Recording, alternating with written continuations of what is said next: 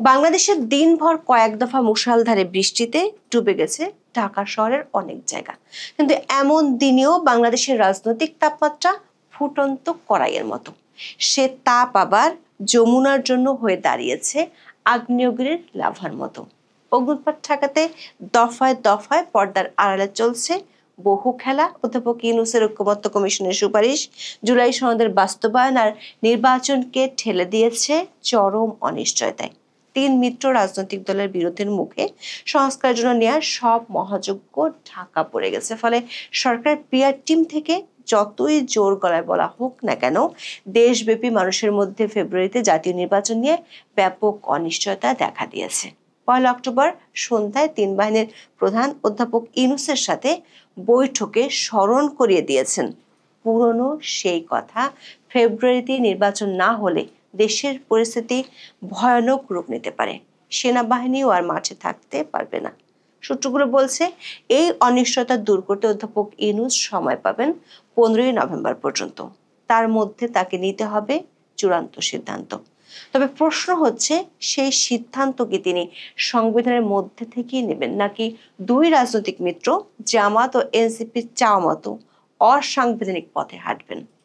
সরকারের একাধিক সূত্র বলছে, সাংবিধানিক উপায়ে 15 নভেম্বরের মধ্যে এই নিশ্চয়তার সমাধান করতে না পারলে সরকারের বেশ কয়েকজন সিনিয়র উপদেষ্টা পদত্যাগ করতে পারেন। অন্যদিকে ক্ষমতায় যাওয়ার স্বপ্নে বিভোর বিএনপির হাইকমান্ড এখন দিশেহারা। আপাতত ধীরে চলনীতি নিলেও পরিস্থিতি বুঝে জুলাই সনদকে আদালতে চ্যালেঞ্জ করা সহ দুটি উপায় ভেবে রেখেছে দলটি। পর্দার আড়ালে সরকারি কিংস পার্টি এনসিপির সাথে আসন ভাগাভাগি এবং ক্ষমতায় গেলে মন্ত্রিত্বের বিষয়টি নিয়ে বিএনপি চালাচ্ছে সমঝোতার চেষ্টা। তবে নাচ সুর বান্দা জামাত ইসলামী নির্বাচনের আগে গণভোট নিয়ে আপাতত অনড় অবস্থানে থাকতে চায় দলটি। সময় বুঝে আরও দাবি নিয়ে মাঠে নামবে তারা, লক্ষ্য নির্বাচন পেছানো। প্রশ্ন হলো, ঘরে ও ঘরের বাইরে নিয়ত দমকা হওয়া বইতে থাকা চরম প্রতিকূল পরিবেশের মধ্যে অধ্যাপক ইউনূস এখন কি করবেন? বিস্তারিত জানতে চলুন যাওয়া যাক বিশ্লেষণে।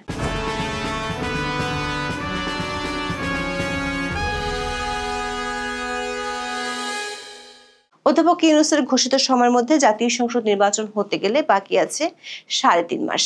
এমন সময় যেখানে চায়ের টেবিলে থেকে রাজনীতির মাঠে সবখানে আলোচনার বিষয় হওয়ার কথা ছিল কে কোন আসনে দাঁড়াচ্ছে, কার দিকে পাল্লা ভারী, ভোটাররা কেন কাকে ভোট দিবেন, এসব। অথচ গণমাধ্যম থেকে শুরু করে রাজনীতির মাঠ সবখানে আলোচনার বিষয়বস্তুর একটি শঙ্কা, সেটি হলো ফেব্রুয়ারিতে নির্বাচন হবে তো। এসব আলোচনায় কান পাতলেই শোনা যায় বেশিরভাগ মানুষের মনে হয় নির্বাচন ফেব্রুয়ারিতে হবে না কিংবা হওয়া সম্ভব নয়। যারা একটু আশাবাদী তারা মনে করেন নির্বাচন হলেও সেটি হবে খুব খারাপ নির্বাচন। অথচ গত বছর আগস্টে ক্ষমতার পট পরিবর্তনের পর দেশের বেশিরভাগ মানুষের চাওয়া ছিল একটি অবাধ, সুষ্ঠু, নিরপেক্ষ ও অন্তর্ভুক্তিমূলক নির্বাচন। সেই চাওয়াটাই এখন সবচেয়ে বেশি অনিশ্চয়তা আর বিরোধের মুখে পড়েছে। দর্শক, বাংলাদেশের বর্তমান রাজনৈতিক অচলাবস্থা মরে আছে জুলাই জাতীয় সনদ 2025 এবং এর বাস্তবায়ন পদ্ধতি নিয়ে সৃষ্ট বিরোধ। মূলত তিনটি বিষয় নিয়ে বিরোধ চরমে উঠেছে। এক, গণভোট জাতীয় নির্বাচনের আগে নাকি একই দিনে হবে। দুই, রাজনৈতিক দলগুলোর সাথে আলোচনা করে সিদ্ধান্ত নেওয়ার পরেও জুলাই সনদে নোট অফ ডিসেন্টের বিষয়গুলো গায়েব করে দেওয়া। 3, সংসদকে তুচ্ছ তাচ্ছিল্য করে ঐকমত্য কমিশনের সুপারিশে 270 দিন বা 9 মাসের মধ্যে স্বয়ংক্রিয়ভাবে বাস্তবায়নের আদেশ জারি করা। সাথে আছে জুলাই সনদ বাস্তবায়ন আদেশে কে স্বাক্ষর করবেন, রাষ্ট্রপতি নাকি প্রধান উপদেষ্টা। নোট অফ ডিসেন্ট গায়েব হয়ে যাওয়াকে বিএনপি বলছে প্রতারণা।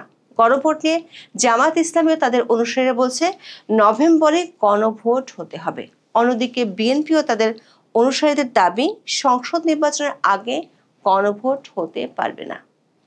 দর্শক, জাতীয় ঐকমত্য কমিশন দুই বিকল্প প্রস্তাবই সরকারের কাছে পেশ করেছে। সমস্যা হলো, যিনি সরকার প্রধান তিনি ঐকমত্য কমিশনের প্রধান। স্বাভাবিকভাবে প্রশ্ন আসে, কে কার কাছে প্রস্তাব পেশ করেছেন। প্রথম আলোর প্রতিবেদনে বলা হয়েছে, রাজনৈতিক দলগুলোর মধ্যে তীব্র অনৈক্যের কারণে জুলাই জাতীয় সনদ বা সংস্কার প্রস্তাব বাস্তবায়নের দুরূহ চ্যালেঞ্জ দেখছে সরকার। তবে গণভোট সহ সনদ বাস্তবায়নের বিষয়ে দ্রুত সিদ্ধান্ত নেবে সরকার। সরকার একাধিক সূত্র বলছে, সনদ বাস্তবায়ন, গণভোট ও নির্বাচন নিয়ে যে শঙ্কা দেখা দিয়েছে তাতে সবচেয়ে বেশি বিচলিত সরকারের বেশ কয়েকজন সিনিয়র উপদেষ্টা। তারা অধ্যাপক ইউনূসকে জানিয়ে দিয়েছেন 15ই নভেম্বরের মধ্যে তাকে চূড়ান্ত সিদ্ধান্ত জানিয়ে দিতে হবে, না হলে বেশ কয়েকজন উপদেষ্টা পদত্যাগের সিদ্ধান্ত নিয়ে রেখেছেন। এক্ষেত্রে অধ্যাপক ইউনূস তার 3 রাজনৈতিক মিত্রকে সমানভাবে খুশি করার মতো সিদ্ধান্ত নিতে পারেন। প্রথমত, বিএনপিকে খুশি করার জন্য গণভোট ও জাতীয় সংসদ নির্বাচন একই দিনে হওয়ার ঘোষণা দিতে পারেন। আবার জামাত এনসিপিকে খুশি করার জন্য স্বয়ংক্রিয়ভাবে 9 মাসের মধ্যে ঐকমত্য কমিশনের সুপারিশ বজায় রাখার ঘোষণা দিতে পারেন।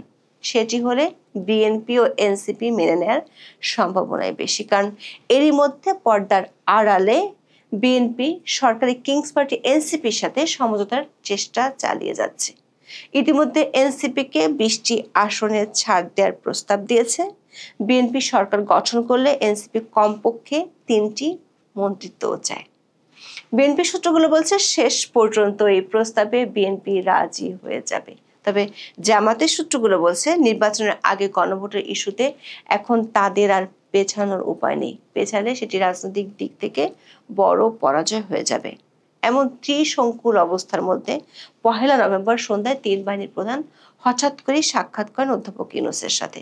প্রধান উপদেষ্টার দপ্তরের বিবৃতি অনুযায়ী শনিবার সন্ধ্যা 7টায় সেনাবাহিনী প্রধান জেনারেল ওয়াকারুজ্জামান, নৌবাহিনী প্রধান অ্যাডমিরাল মোহাম্মদ নাজমুল হাসান, বিমান বাহিনী প্রধান air chief marshal Hasan Mahmud Khan রাষ্ট্রীয় অতিথি ভবন যমুনায় প্রধান উপদেষ্টার সঙ্গে সাক্ষাৎ করেন। বিবৃতিতে বলা হয়, আগামী ফেব্রুয়ারির প্রথমার্ধে অনুষ্ঠিতব্য ত্রয়োদশ জাতীয় সংসদ নির্বাচনে যেন নিশ্চিত নিরাপত্তা বজায় থাকে এবং নির্বাচন যেন শান্তিপূর্ণভাবে অনুষ্ঠিত হয় সে বিষয়ে সব ধরনের প্রস্তুতি নিতে 3 বাহিনীর প্রধানকে প্রয়োজনীয় নির্দেশনা দিয়েছেন প্রধান উপদেষ্টা প্রফেসর মোহাম্মদ ইউনূস। সূত্রগুলো বলছে, বৈঠকে 3 বাহিনীর পক্ষ থেকে দেশের বর্তমান রাজনৈতিক অচল অবস্থা নিয়ে শঙ্কার কথা তুলে ধরা হয়। প্রধান উপদেষ্টাকে সংবিধানের মধ্য থেকে সমস্যা সমাধানের কথা বলেন 3 বাহিনীর প্রধান। বৈঠকে আলোচনায় উঠে আসে, এর আগে সরকারের পক্ষ থেকে ফেব্রুয়ারিতে নির্বাচন না হলে দেশের অভ্যন্তরীণ আঞ্চলিক পরিস্থিতির হুমকির মুখে পড়ার কথা বলা হয়েছিল। বিষয়টি আবারও 3 বাহিনীর প্রধান তুলে ধরেন। তাছাড়া 1.5 বছর ধরে সেনার সদস্যরা ব্যারাকের বাইরে আছে। ফেব্রুয়ারির পর বিষয়টি আর সম্ভব নাও হতে পারে। বিশেষ করে আরাকান আর্মি সহ বেশ কিছু সশস্ত্র গোষ্ঠীর তৎপরতা বাড়ছে সীমান্তে। তাই যতটা সম্ভব দ্রুত সেনাবাহিনীকে ব্যারাকে ফিরিয়ে নিয়ে যেতে চান সেনাপ্রধান জেনারেল ওয়াকারুজ্জামান। বৈঠকে 1 অক্টোবর ভোলায় বিএনপি ও বিজেপির মধ্যে সংঘাতের বিষয়টি তুলে ধরে সামনে এর চেয়ে খারাপ পরিস্থিতির আশঙ্কা করা হয়। দর্শক, রাজনৈতিক দলগুলোকে জুলাই সনদের পক্ষে এনে সরকার যতটুকু বাহবা পেয়েছিল তার বেশি সমালোচিত হয়েছে আইনি ভিত্তি দিতে গিয়ে। প্রশ্ন দেখা দিয়েছে, জুলাই সনদ বাস্তবায়নে আদেশে স্বাক্ষর করবেন কে, রাষ্ট্রপতি নাকি প্রধান উপদেষ্টা? সরকার সংশ্লিষ্ট একাধিক পক্ষ থেকে বলা হয়েছে, অসাংবিধানিক কিছু করা হলে সেটি বিপদ বাড়াতে পারে। 270 দিন বা 9 মাসের মধ্যে স্বয়ংক্রিয়ভাবে জুলাই সনদ পাশ হওয়ার বিধানটি অসাংবিধানিক। এটি থাকলে রাষ্ট্রপতি মোহাম্মদ শাহাবুদ্দিন জুলাই সনদে স্বাক্ষর নাও দিতে পারেন, এমন তথ্য আছে সরকারের কাছে। আবার সরকারের উপর চাপ বাড়াতে বিষয়টি নিয়ে বিএনপি আদালতে যাওয়ার চিন্তাও করে রেখেছে। বিএনপিপন্থী আইনজীবীরা এরই মধ্যে জুলাই সনদকে আইনিভাবে চ্যালেঞ্জ করার মতো কমপক্ষে 4টি পয়েন্ট চিহ্নিত করে রেখেছে, যেগুলো আদালত ও সংসদের সাংবিধানিক ক্ষমতাকে সুপারসিড করে। দর্শক, একদিকে অধ্যাপক ইউনূসের সিনিয়র উপদেষ্টারা হতাশ, অন্যদিকে মিত্ররা মুখোমুখি অবস্থানে। আবার নিরাপত্তার শঙ্কার কথা সরকারকে জানিয়েছে সংশ্লিষ্ট বাহিনীগুলো। এমন পরিস্থিতিতে অধ্যাপক ইউনূস আগামী 15ই নভেম্বরের মধ্যে কি সিদ্ধান্ত নেবেন? তিনি যদি বিবাদমান 2 পক্ষকে খুশি রাখতে চান তাহলে তাকে অসাংবিধানিক পথে হাঁটতে হবে। সেক্ষেত্রে আরো বড় চাপের মুখে পড়তে পারেন তিনি, এমন আশঙ্কা তার ঘনিষ্ঠ মিত্রদের। সেটি হলে ফেব্রুয়ারিতে নির্বাচনের স্বপ্ন আরও ফিকে হয়ে যাবে। এখনই পর্যন্ত সবাই ভালো থাকুন, সুস্থ থাকুন, নিরাপদে থাকুন। দেখা হবে আগামী পর্বে।